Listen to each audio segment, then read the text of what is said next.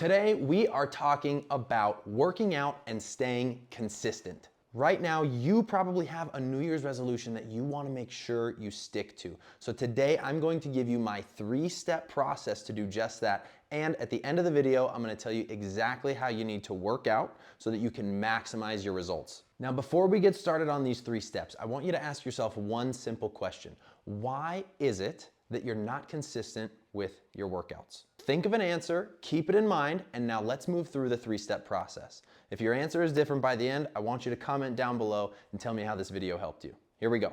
Step number 1 is to create SMART goals. SMART goals are one of the best ways that you can make sure you stick to your New Year's resolution. Everybody has a grand idea of what they would like to be. The thing is, you won't get there overnight. It's going to take many small steps, many consistent days of effort in order to get you to the point that you want to be at. So what is a SMART goal?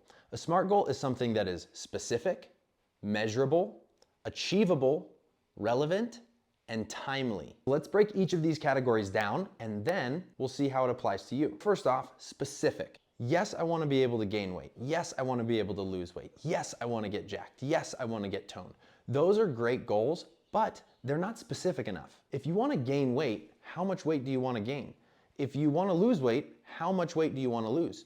Do you want to lose 10 pounds, lose 20 pounds, lose 40 pounds? Because what you choose determines how realistic these goals are and whether or not you're actually going to meet them. If you give some nebulous goal of, I want to gain weight, that's not enough. There's no actual motivating factor there. So instead, what you're gonna do is make the goal specific to you. For example, I want to lose 10 pounds. This goal is now specific and this goal is now measurable. Now let's talk about being achievable. Is it reasonable for a person to lose 10 pounds, let's say in 2 months? Yes, that is a very achievable goal. However, what if I said I wanna lose 60 pounds in 2 months? Okay, that's much less achievable. It's still relevant, but it's much less achievable. So what we need to do when we find ourselves setting goals that are unreasonable or not achievable, we need to either change the timeline or change the intensity or the level of the goal that we're trying to get. So instead of 50 pounds in 2 months, I could have 50 pounds in 7 months. Or instead of 50 pounds in 2 months, I could say 12 pounds in 2 months. Either of those ways will get you to reach that SMART goal. So what I want you to do right now is pause the video, grab a piece of paper and a pencil and write your own SMART goal. Because if you have this taped on your refrigerator or your bathroom mirror or on your car dash, it doesn't matter where it is, it will remind you when you're not feeling motivated to continue reaching for your goal. Step number 2 is that once you have your goal and you know exactly what you want to do, you need to pick exercises and workouts that you enjoy. Especially if you're someone who doesn't like to work out consistently and it's difficult for you to stay motivated. It's very easy to follow a workout program that doesn't really work for you or it's not specific to you and fall off. The reason for this most of the time is that people either don't know what they're doing, they're not confident, they're uncomfortable, they're in pain, or they just genuinely don't like the exercise. So if you fall into one of those categories, make sure that you're picking things that you like to do. All right, that was an easy step. Step number 3 is to leverage your motivation. And you can leverage your motivation in a couple of different ways.